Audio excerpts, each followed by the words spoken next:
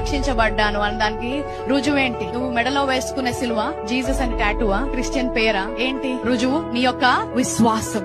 ఈ రోజు నువ్వు క్రైస్తవుడు అని ఎలా చెప్పగలుగుతున్నావు అంటే, నేను క్రీస్తులో విశ్వాసం ఉంచాను, అదే నా యొక్క రుజువు.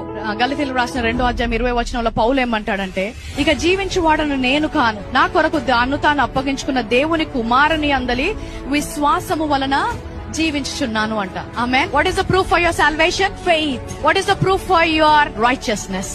ఈ రోజు నువ్వు నీతి మంతుడు అనడానికి రుజువు ఏంటి? నీతి క్రియలా? ఎలా పొందుకున్నాం నీతి? విశ్వాసము ద్వారా. ఆయన కృప ద్వారా పొందుకుంటున్నాం కాబట్టి మన రుజువు మన విశ్వాసం.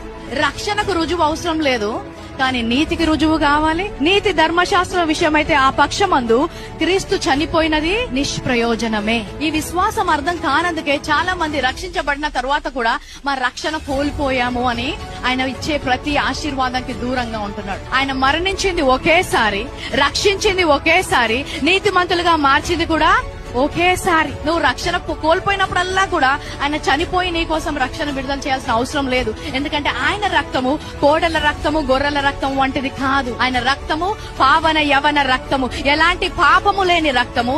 ఎంతమంది పాపంలో వచ్చినా, ఎంతమంది పాపులైనా కూడా ఒకేసారి వారిని పరిశుద్ధపరిచే రక్తం అంట. ఇలాంటి విశ్వాసం ఆయన కోరుకుంటున్నాడు.